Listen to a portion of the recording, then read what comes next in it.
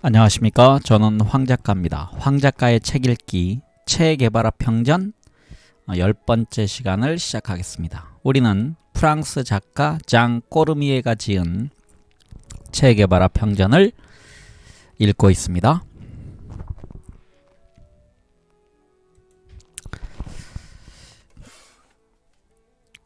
오늘은 이제 4부가 시작됩니다. 그 4부는요 서쪽으로 라고 되어 있습니다.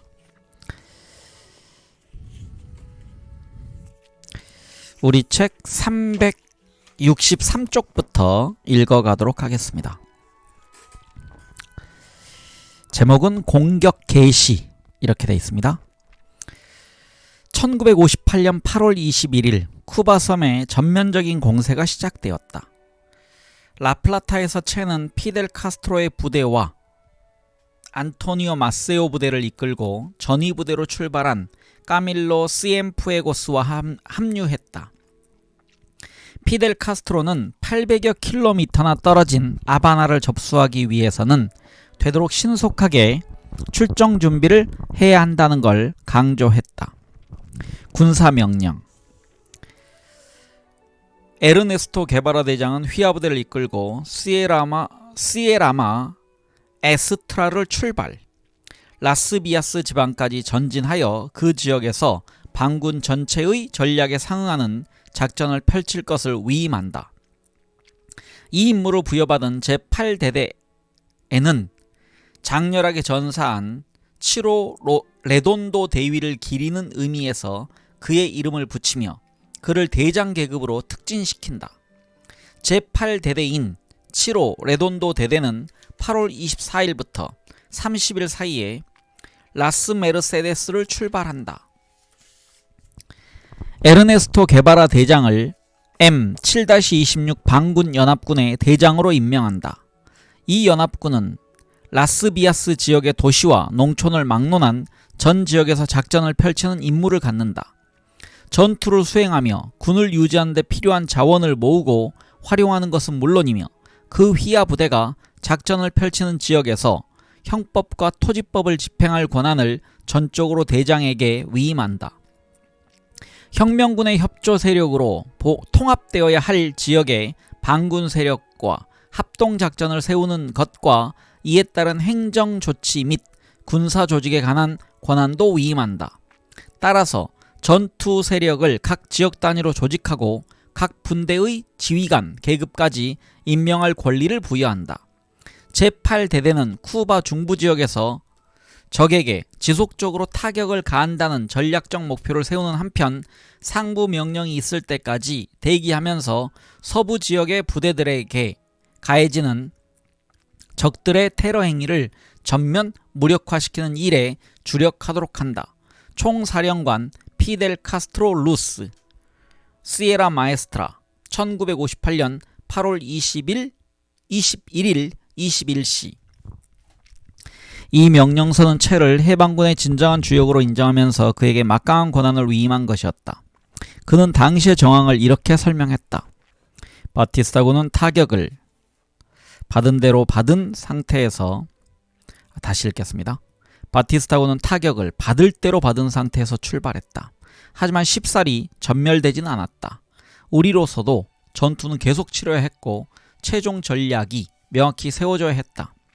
우리의 공격은 세 부분에서 행해졌다. 먼저 비교적 쉽게 무너뜨릴 수 있으려 예상되는 산티아고, 괄호 열고 피델과 라울, 알메이다가 담당한 오리엔테 지역, 내가 맡은 라스비아스, 괄호 열고 중부지방, 그리고 섬의 반대편 끝인 피나르델리오였다.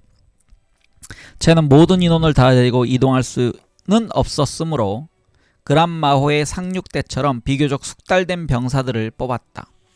그가 주관한 선발 과정은 엄격하기 그지없었다. 왕년의 고참들은 뚱보는 안 된다라는 구호를 기억해냈다. 가느다란 장단지에 배가 볼록 튀어나온 한 40대 사내는 출정에서 제외되자 다시 채를 찾아왔다. 저는 오라고 하며 의사입니다. 저는 나무를 잘 타지 못하지만 손톱이 닳아 없어질 때까지 노력할 수 있는 골수 혁명주의자입니다. 그러니 제발 총을 쥐게 해 주십시오. 몸소 실천해 보이겠습니다. 오라는 사나이의 각오에 감동받은 채는 마침내 그를 데려가기로 했다. 8월 25일부터 27일까지 8대대는 시에라의 지맥 위에 펼쳐져 있는 작은 부락인 히바로까지 이동했다. 그곳에서 채는 보급품을 실어다줄 비행기를 기다리라는 명령을 받았다. 동시에 채의 부대원들은 군복과 신발 외에도 여러 장비들을 가득 싣고 산타클라라 방향으로 이동하는 트럭을 기다리고 있었다. 28일 저녁 8대대는 야간 활주로를 이용하는 카이에 에스피노 벌판에 도착했다.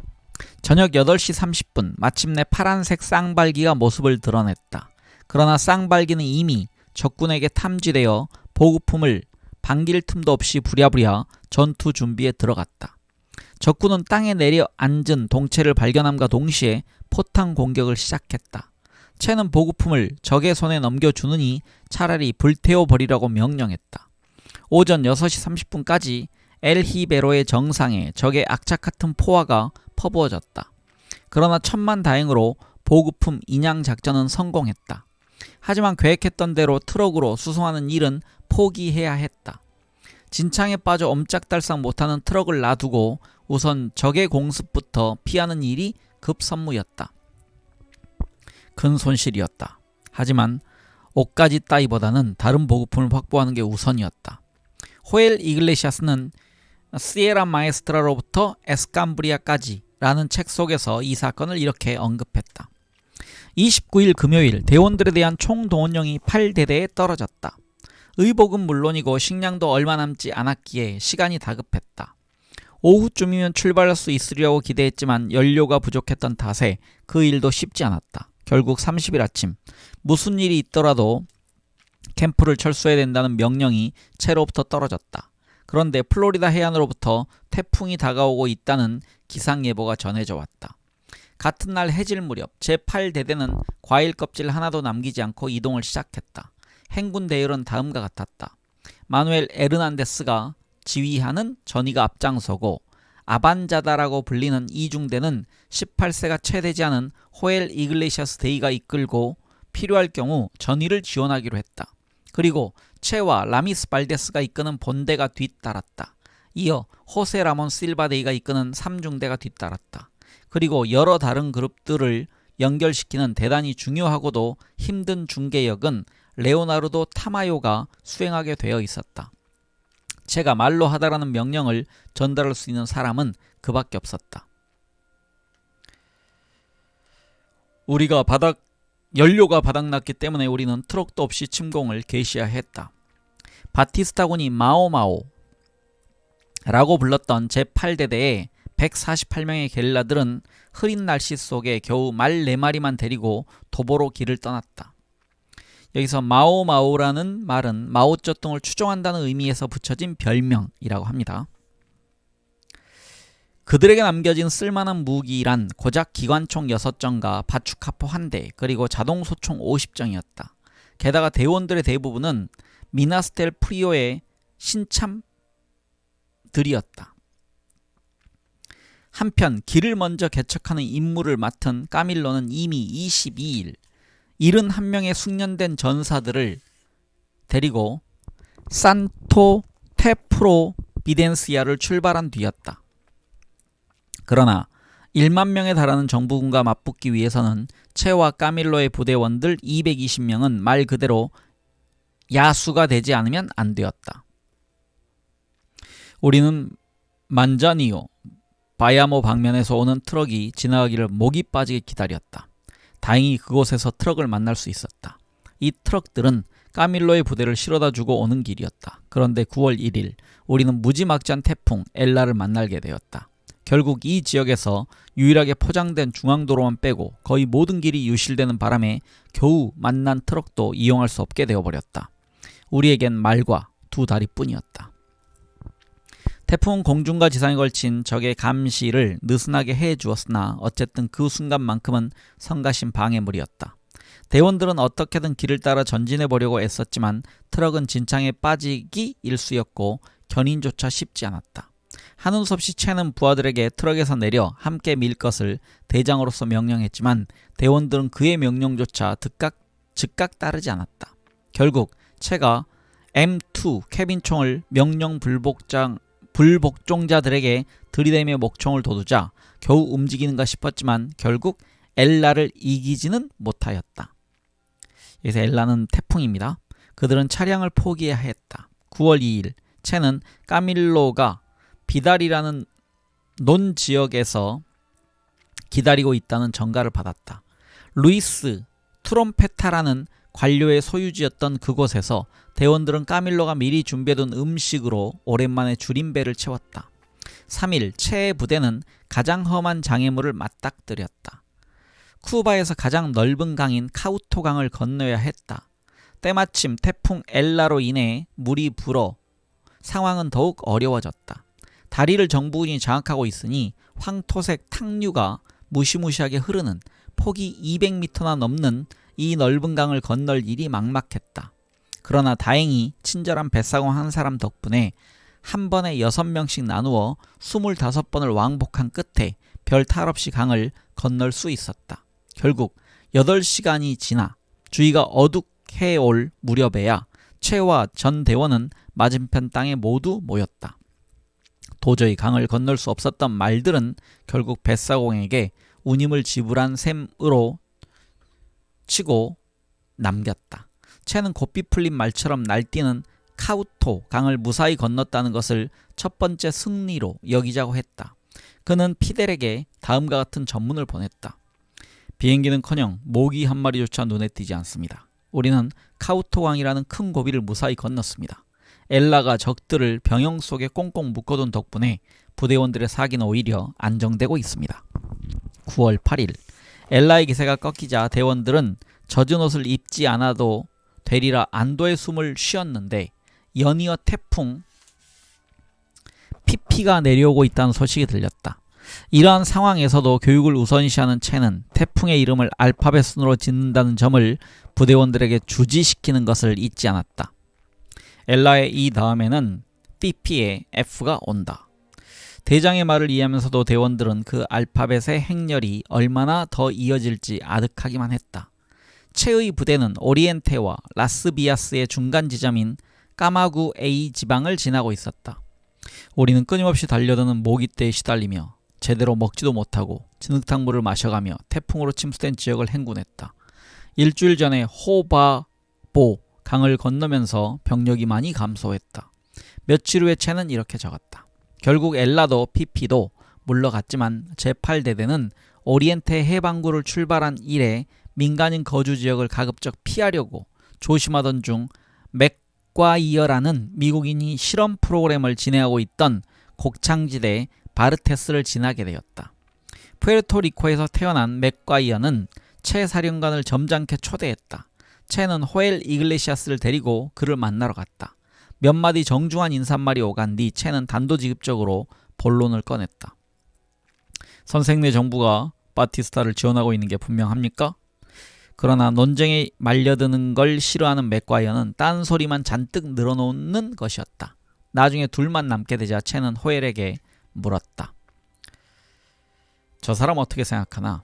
썩 호감이 가지 않습니다. 호엘이 대답했다. 잠시 후에 채는 심각한 표정으로 말했다.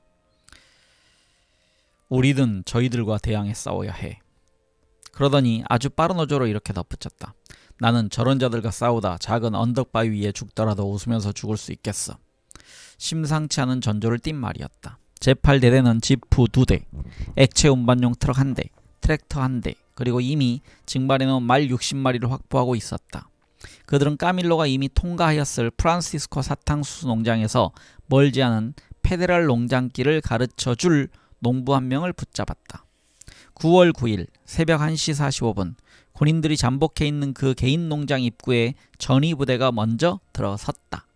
그런데 대원들 중 한 명인 마르코 폰세카가 외양간 근처에 있던 커다란 물통 뒤로 숨으려다 머리에 총을 맞고 사살됐다. 에르반 데이는 발목에 그리고 다른 한 명도 부상을 입었다. 그 와중에 도착한 채는 대열을 정비시키고 역습을 감행했다. 그 공격에서 엘 바케리또 가로 열고 늘 소가죽으로 만든 장화를 신고 있다 해서 셀리아 산체스가 붙여준 별명.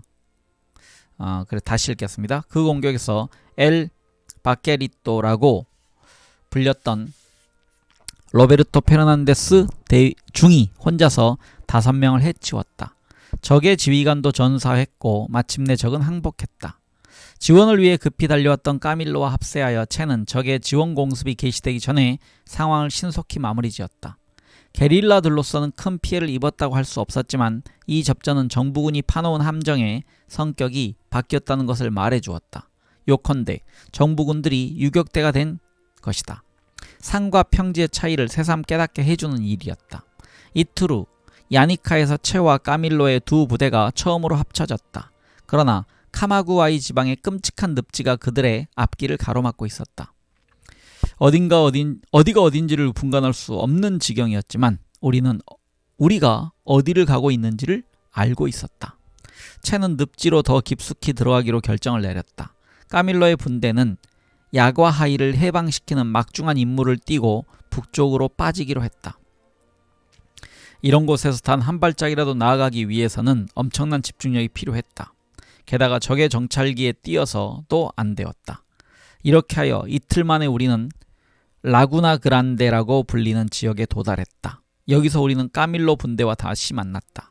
그처럼 많은 모기떼를 본 적이 없었다는 점에서 이 지역은 두고두고 기억될 것이다. 모기 없이 잠을 잘 기대는 아예 버리는 편이 나을성 싶었다. 채의 부대와 300m가량 거리를 두고 야영을 하던 까밀로의 부대가 프란시스코로 다시 출발하면서 채에게 말들을 넘겨주었다. 사실 그 두 부대가 함께 행군하면 적의 비행기에 노출될 가능성이 많았다. 채는 사정이 허락하는 대로 말과 트럭을 번갈아 타며 꼬박 한나절 동안 언덕배기를 따라 나아갔다. 그동안에 페데랄에 잡혀있던 4명의 군인이 8대대에 가담해왔다. 9월 11일 한 농민이 적어도 500명은 타고 있을 법한 트럭의 행렬을 까마구에이 즉 산타 크루스 델 수르에서 목격했다는 보고가 들어왔다. 농민들의 반응에 어느덧 익숙해진 채는 이런 보고의 경우 실제 그 숫자가 반 정도밖에 되지 않으리라는 것을 알고 있었다. 그러나 정부군이 8대대를 찾고 있다는 것은 분명했다. 13일 산미겔 델 훈코라는 바테이에 도착한 채는 전령으로부터 콰트로 콤파네로스에 매복하고 있던 까밀로 부대를 도와 전투를 개시할 수밖에 없을 것 같다는 보고를 받았다. 여기서 바테이는요, 농장들이 모여있는 곳이라고 되어 있습니다. 아침 7시 다리를 지나자마자 적의 화기가 불을 뿜었다. 게라 대위가 이끌고 있던 우리 전위부대는 적의 사격이 터져나오고 있는 한 집을 포위하여 응사하기 시작했다. 결국 적들은 부상병들을 이끌고 후퇴해버렸다. 까밀로의 서명이 든 한 보고서의 내용이다. 14일 새벽 5시 45분 이번에는 제8대대가 그 마을로 들어가는데 선두를 달리던 지프가 갑자기 멈췄다. 그 순간 안내인은 민가에 다가가기 전 1km쯤 전에서 마을 주변을 탐색해보라는 채의 명령을 지키지 않았다는 사실을 깨달았다. 어슴푸레한 조명 속에서 갑자기 그림자 몇이 나타났다. 긴급 상황이었다. 그들은 지프를 포기하고 곧바로 일진에게 불을 끄라는 신호를 보냈다. 그러나 적군의 목소리가 어둠을 갈랐다. 정지, 누구냐? 아군이다. 전의를 이끌던 미겔 에르난데스가 대답했다. 그러나 같은 대답을 반복하기도 전에 정부군의 사격이 시작되었다. 뒤따르던 트럭에서 이 소리를 들은 대원들도 응사하기 시작했다. 채는 신속하게 상황에 대처했다. 그는 전위 부대에게 적의 사격을 그리로 집중시킬 수 있도록 하라고 명령한 뒤 나머지는 전투에 가담하지 말고 남쪽으로 더 내려가서 능선에 자리 잡으라고 지시했다. 그는 우선적으로 가져가야 할 무기와 구급약품 상자 등을 챙겼다. 그리하여 날이 새면서 지루한 전투가 시작되었다. 대원들은 대장이 가리키는 대로 적의 사격으로부터 보호받을 수 있는 나무가 무성한 언덕배기로 향했다. 초반의 접전 중에 부대의 몇 명은 엉뚱한 방향으로 도망쳤다. 트럭 안에 중요한 문서를 두고 내렸지만 채는 그걸 찾으러 되돌아가는 위험은 무릅쓰지 말라고 엄중히 경고했다. 그러나 후안 페레스 비아라는 대원이 무선 송신기를 가지러 가는 것만은 허락했다. 그리고 그는 포탄의 세례 속에서 무사히 자신의 임무를 완수했다. 그 구원의 능선에 도달하기 위해서는 작은 개울을 건넌 다음 훤히 노출된 넓은 초원을 지나야 했다. 작은 정찰기가 그 주변을 선회한 데 이어 육중한 몸집의 B-26기와 C-47기가 연달아 공중에서 윙윙거리는 긴장된 상황이었다. 소형 폭격기가 공중에서 사격을 퍼붓고 수류탄을 내던지기 시작하자 대원들은 공포에 질려 닥친 대로 몸을 숨기기에 바빴다. 그 와중에 라페데랄에서 사로잡은 2명의 포로가 목숨을 잃었다. 채는 M2 카라반을 들고 비행기를 향해 응사했다.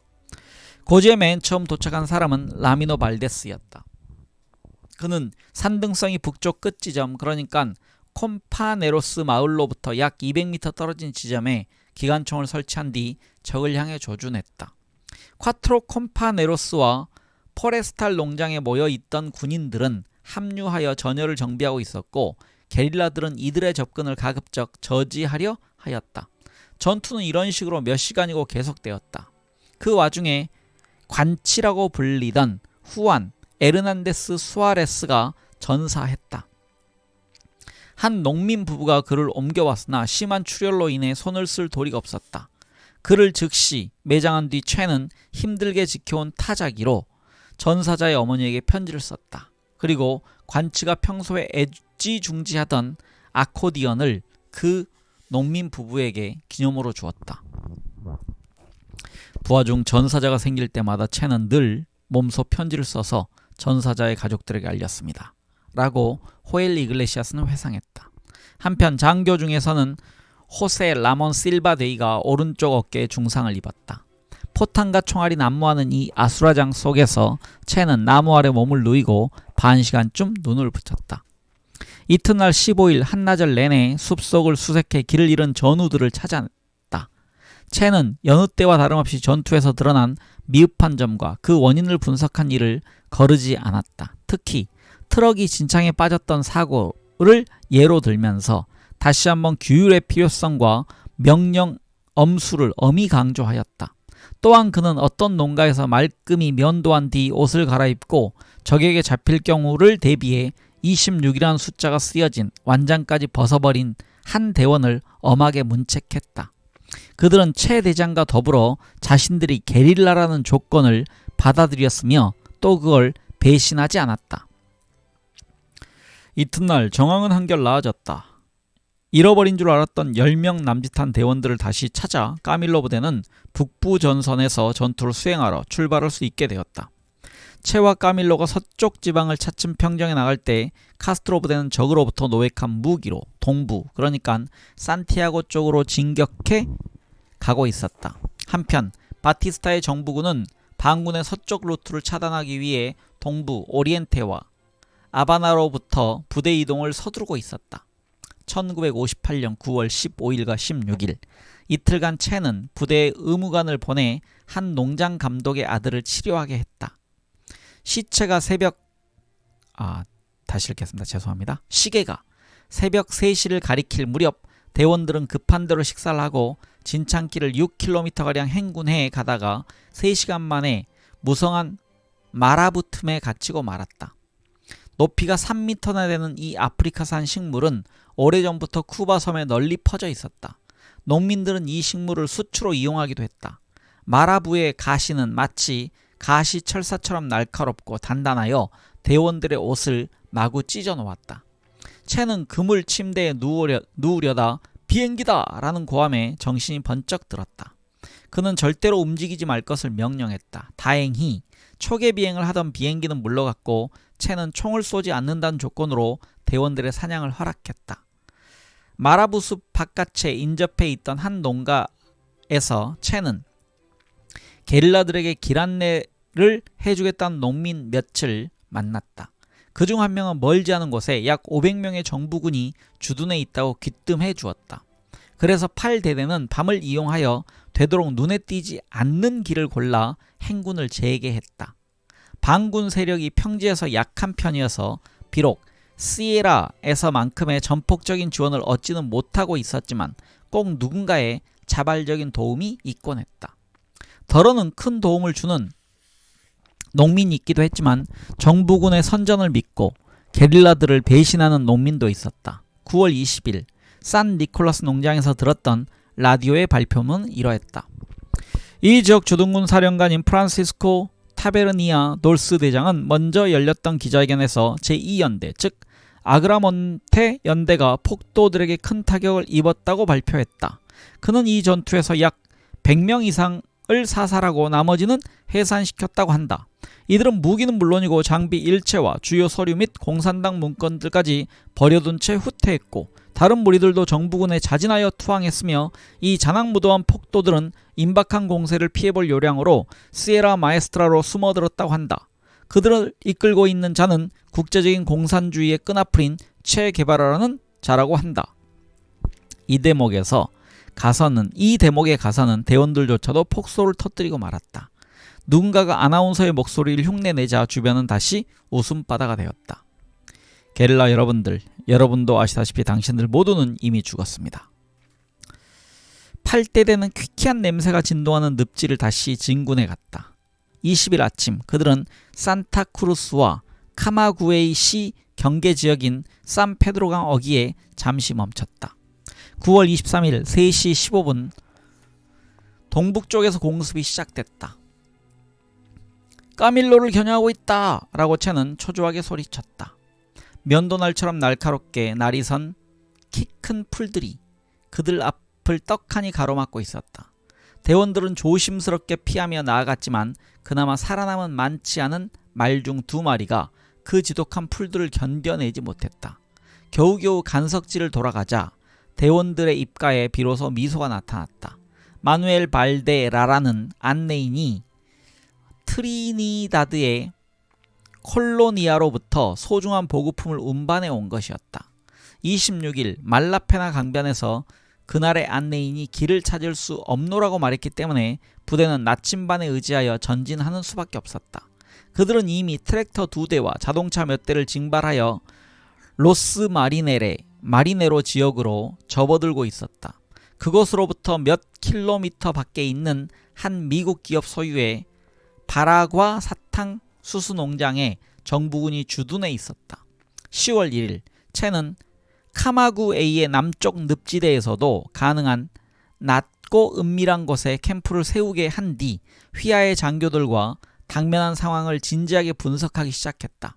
그들은 자신들 앞에 막강한 전선이 구축되어 있으며 게다가 등 뒤로는 다른 부대가 접근하고 있다는 걸 알고 있었다. 따라서 무엇보다 그 지역을 벗어나는 일이 급선무였다. 그러나 정찰대의 보고에 따르면 남쪽은 도저히 지날 수 없는 늪지가 바다까지 이어진다고 했다. 한편 북쪽은 정부군의 감시망이 두텁게 퍼져 있는 데다 쉽사리 노출될 위험이 많았다. 게다가 우회로는 시간을 너무 잡아먹는다는 단점이 있었다. 결국 최종적인 결론은 어떤 희생을 치르더라도 적이 쳐놓은 전선을 정면으로 돌파한다는 것이었다. 그것은 채의 의도와도 일치했다. 그들은 우선 대원 3명과 그런 일을 한 번도 해본 적이 없다는 안내인 1명을 한밤중에 먼저 파견했다. 그들은 적들이 어느 지점에서 기다리고 있는지도 알지 못한 채 진창 속에서 방향을 잃고 말았다. 그들은 바닥에 쓰러져 있는 나무 둥치에 걸려 넘어지면서도 가급적 큰 소리를 내지 않으려고 애쓰면서 앞으로 나아가고 있었다. 그렇게 얼마쯤 가다가 그들 중 길라르테가 기침을 하였고 아세베도 중이가 낮은 목소리로 주의를 주었다. 그 순간 철길에서 약 150m 지점에서 망을 보고 있던 군인들의 총이 일제히 불을 뿜었다. 그들의 총이 내뿜는 탄환들이 늪지 바닥에 박혀버리곤 했는데 자기네가 반군 1개 대대쯤을 상대하고 있다고 생각했던지 정부군은 박격포까지 동원했다. 30분쯤 지나자 세 사람은 바라과에서 출발한 듯한 외건 한 대가 50m 간격으로 늘어선 전신주 앞에 멈춰 서서 경계병들을 점호하는 광경을 목격했다. 3명의 정찰조는 늪지의 끝자락이 철길이 굽어지는 부분과 맞닿아 있다는 걸 깨달았다. 저기로 가면 늪으로 다시 갈 수 있겠구나 라고 길라르테는 확신했다. 그들은 망그로브 나무 숲이 펼쳐져 있는 간석지 어귀까지 나아갔다. 저기서부터 바다가 시작됩니다 라고 안내인이 확인해 주었다. 아세베도 중위는 서쪽으로 방향을 결정했고 200m를 어렵사리 전진하자 발 아래로 비교적 단단한 땅에 감촉이 느껴져 왔다. 게다가 그 지역에는 군인의 흔적이라고는 찾아볼 수 없었다. 그 길이야말로 제8대대가 찾던 길이었다. 그들은 채에게 이 정보를 전하기에 앞서 그 길을 다시 찾을 수 있도록 표시해두는 것을 잊지 않았다. 그들이 캠프에 도착한 건 새벽 5시 가까워서였다. 기진맥진한 그들이 가져다준 정보를 검토한 채는 다음날 밤에 그곳을 통과하기로 결정했다.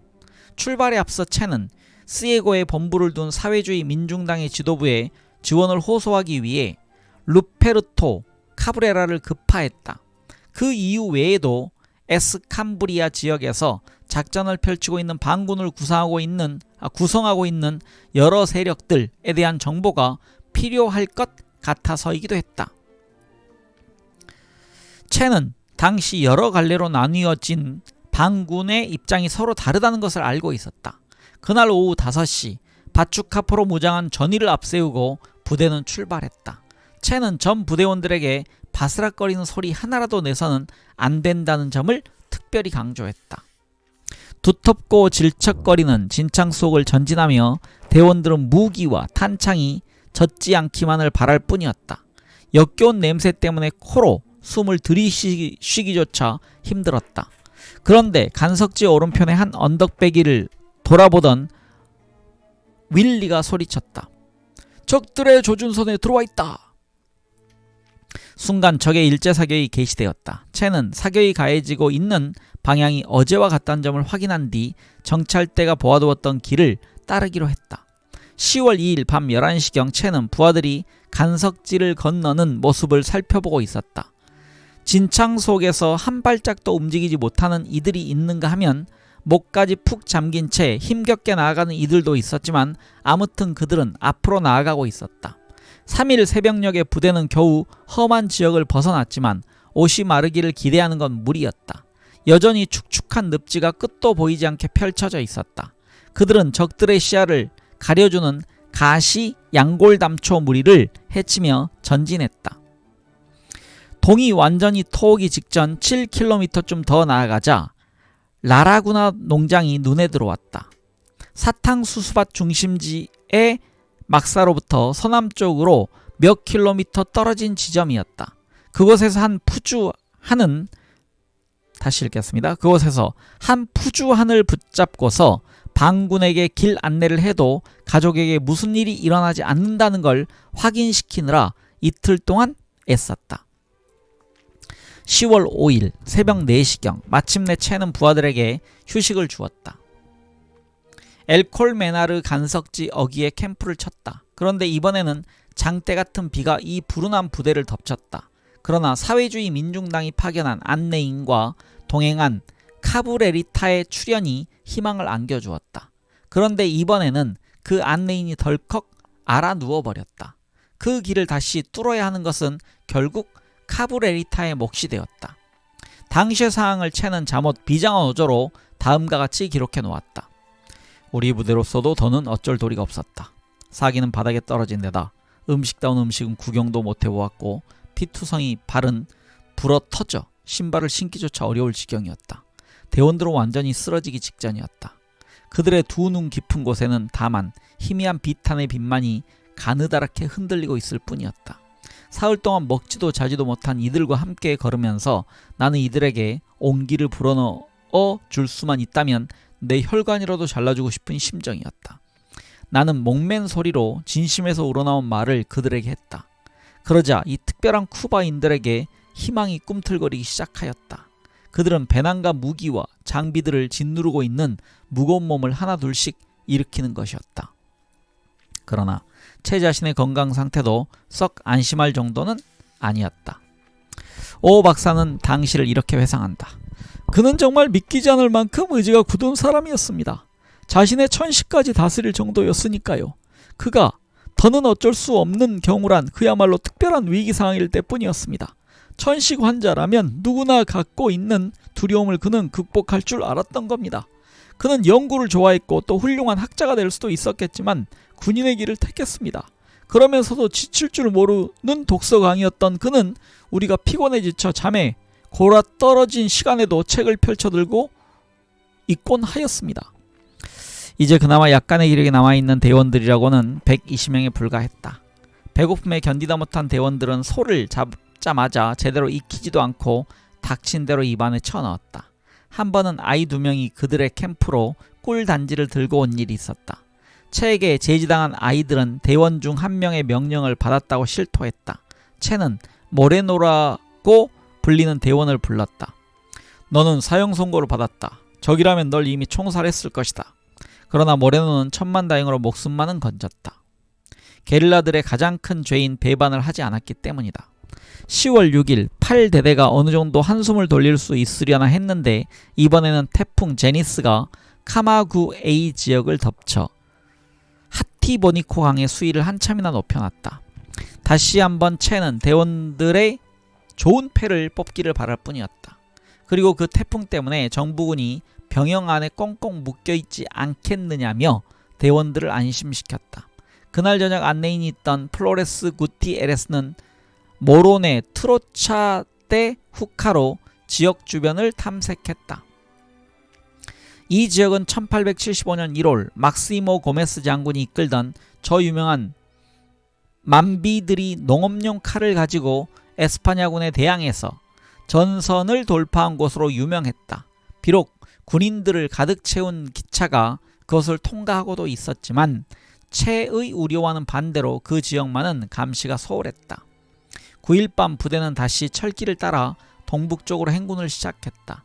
새벽 2시경부터 억수같은 비가 퍼붓기 시작했지만 트로차떼 후카로까지 진격하리라는 결심을 꺾지는 못하였다. 안내인 플로레스 구티에레스는 의약품이 특히 많은 보급품 상자들을 기다리고 있는 한 농가까지 안내해주는 임무를 무사히 마쳤다. 채는 그 지역에 대한 서류와 참모본부 지도 등이 들어있는 상자를 발견했다. 그는 만약 시에라를 떠나 때부터 우리가 그걸 갖고 있었다면 진작에 에스캄브리아에 도착했을 뿐만 아니라 안내인들도 필요 없었을 것이다 라며 아쉬워했다. 그중 에스캄브라이 지역의 운동본부 총지휘관인 빅토르 브로돈 마차도가 파견한 오덴 메자나 멜콘 데이와 2명의 하사관이 캠프에 도착했다. 마차도 데이는 시에라 바깥 지역에서 활동하고 있는 반군들 간의 연락 임무를 맡고 있었다. 채는 마차도 데이가 라스비아스의 M7-26 지도부의 입장이 카스트로츠카 일치하고 있다는 걸 알리기 위해 8월 말쯤에 시에라로 들어오려 했다는 사실도 알게 되었다. 특히 디에고 대장이라고도 알려진 행동과 사보타주의 명수 빅토르 파네케는 피델 측과의 의견 일치를 더욱 명확히 하였다. 하지만 채가 늘 염려하고 있던 대로 여러 그룹들 간의 원활한 의사소통 체계가 제대로 잡혀있지 않는 건 사실이었다. 심지어 에스캄브라이의 제2야노 국민연합전선은 산티아고행 비행기를 타려는 보르돈 대위를 감금하기까지 했다. 그의 거만한 태도가 대의 명분을 위협한다는 어이없는 핑계로 말이다. 그러나 그날은 채에게는 여러모로 반가운 소식들만 들려온 날이었다. 열흘 이상 뒤처져 있던 은근히 걱정을 사고 있던 까밀로의 2분대가 거기서 멀지 않은 곳에 있다는 소식이 들려왔기 때문이었다. 아르만도 에체멘디아라는 바스크식 이름을 가진 안내인은 8대대를 티비시알 산, 바로 태풍 제니스의 습격으로 황폐해진 라테레사라는 농장까지 데려다 주었다. 거기서 채는 피델에게 이런 전문을 보냈다. 적기는 우리 뒤를 세심하게 추적하고 있습니다. 우리가 캠프를 친 지 얼마 되지 않아 산중에 폭격이 가해졌습니다. 하티보니코 강으로 향하는 통로를 끊어버릴 속셈인 것 같습니다. 채는 보르돈데이가 파견한 밀사들로부터 자세한 보고를 듣고 난 뒤 이렇게 말했다. 나는 시에라에서 지휘권을 쥔 최초의 대장이었지만 내가 볼 때 적임자는 오히려 라울 카스트로였어. 그는 자신의 부하들을 거느리고 상륙한 유일한 게릴라였고 여전히 그들을 자신의 명령체계 아래 두고 있지요. 그러더니 그는 바닥에 지도 한 장을 펼친 뒤 에스캄브라이에서 기지로 적합한 장소를 추천해달라고 했다. 그러자 메자노 데이는 마니카라과의 콜란테스라는 지역을 가리켰고 채는 그곳에 표시를 했다. 그리고 그는 오르네도 로드리게스를 라스비아스 경계까지 급파하여 도시든 산중이든 간에 각 지역에서 활동하고 있는 여러 반정부 세력들의 지휘관들에게 체 게바라가 속히 만나고 싶어 한다라는 의사를 알렸다. 특히 그는 빅토르 보르돈과 꼭 만나고 싶어 했다. 서쪽으로부터 온 밀사들로부터 얻은 정보는 좀 더 정확한 예측을 가능케 하였다. 그는 공통의 적과 전투를 벌이기에 앞서 여러 반정부 세력들 간의 입장을 정리하는 일이 무엇보다 시급하다는 판단을 내렸다. 10월 10일 오후 5시경 캄브라이의 농민 출신 협력자들이 하티보니코 강의 경계망을 살피기 위해 주변을 탐색했다. 적기를 따돌리기 위해 채는 우선 전위부대를 파견했다.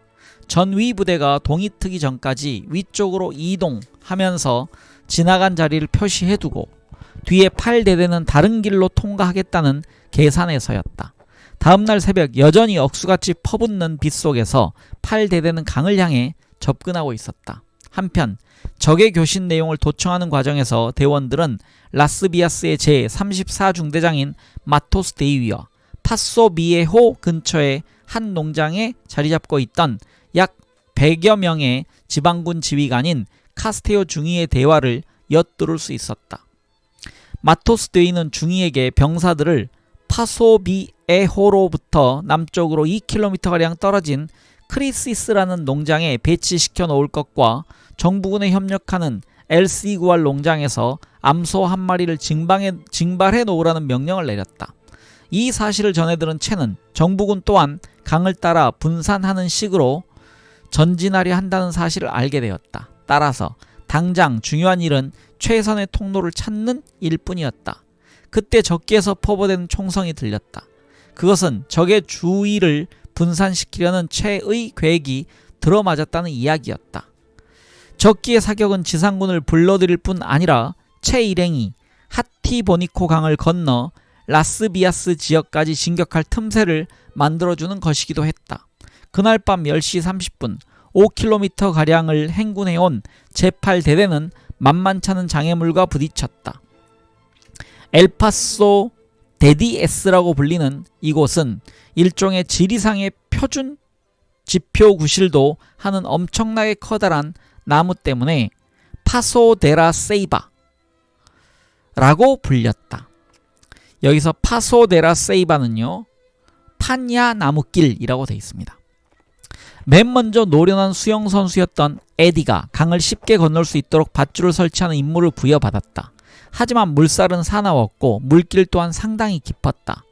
도강하는 동안 채는 장화를 잃어버렸지만 나머지 부대원들은 무사히 건널 수 있었다. 10월 12일 새벽 4시경 제8대대 7호 레돈도 부대는 마침내 라스비아스에 입성했다. 채는 곧바로 피델에게 전령을 보냈다. 우리가 엿들은 적의 교신 내용에 따르면 그들은 우리가 하티보니코 강 유역의 이 도시까지 거의 12km나 되는 거리를 무사히 행군하리라고 생각하지 않았던 듯합니다. 그러나 우리는 한밤중을 틈타 그것도 무기를 흠뻑 적셔가며 강을 건너 6km 이상을 전진했습니다. 하티보니코 강을 건너는 일은 한낮에 어두운 터널을 통과하는 느낌을 주었습니다.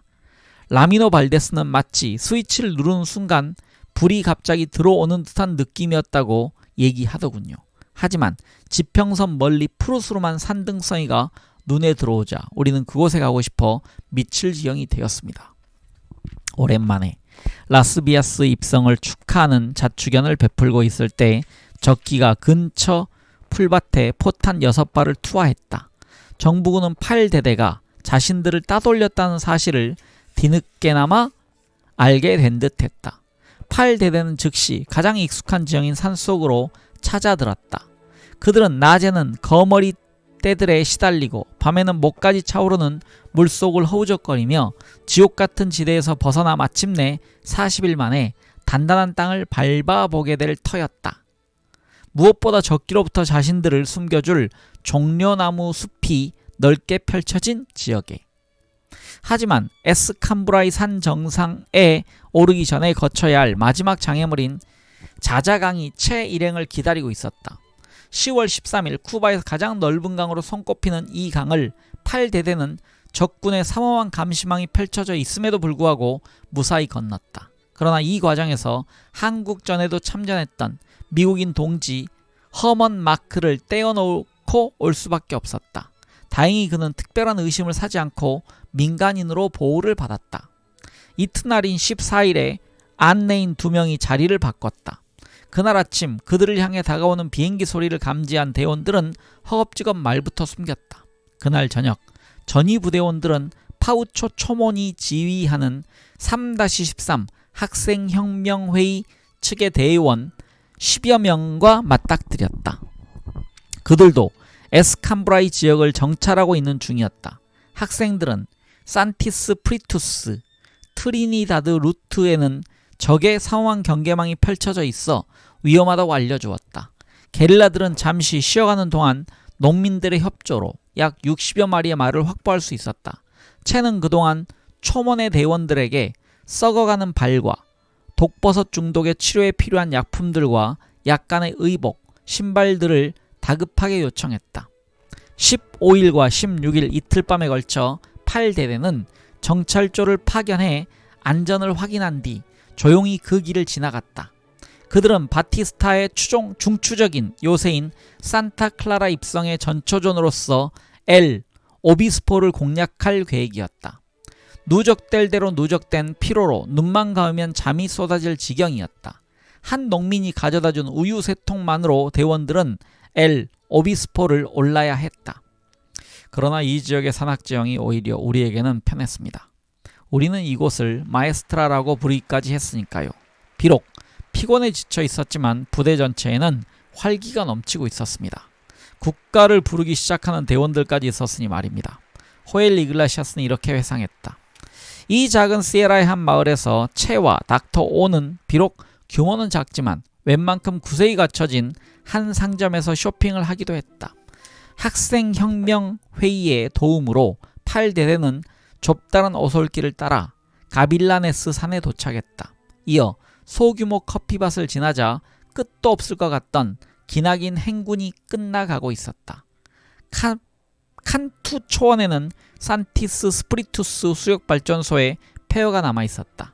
그 지역은 라메사보다는 덜 가팔랐지만 그곳과 많이 닮은 지형이었다. 특히 칸투 초원 역시 절벽으로 쌓인 계곡 깊숙한 곳에 자리잡고 있다는 점이 그랬다. 채는 흡족한 미소를 지었다. 20여 킬로미터의 힘겨운 행군 끝에 대장은 짧은 한마디의 명령을 내렸다. 몸을 씻어도 좋다. 앞뒤 가릴 것 없이 물속으로 뛰어든 대원들은 어린애들처럼 마구 물을 뿌려대며 좋아했다. 이윽고 기지가 세워지자 근처에 살던 농부들이 다가오더니 채 게바라 대장을 직접 보게 되었다며 반갑게 악수를 하려 들었다. 그의 전설은 이미 에스캄브라이 산 정상을 넘어 섬의 반대편으로도 퍼져가고 있었던 것이다. 근처에 살던 호세 살라바리아라는 농민은 채의 기호까지 미리 알고 있었는지 설탕을 넣지 않은 커피를 타주었다. 얼마 안가 농민들은 환영의 표시로 암소 한 마리까지 선뜻 잡았다. 모처럼만의 8대대는 잔치 분위기에 흠뻑 빠져보았다. 소와 돼지를 굽는 냄새가 퍼져나가는 동안 그들의 가슴 속에도 희망과 기쁨이 되살아나고 있었다. 이곳 바로 이 조촐한 축제에서 섬에 대한 대공세는 이미 성공의 조짐을 보이고 있었다.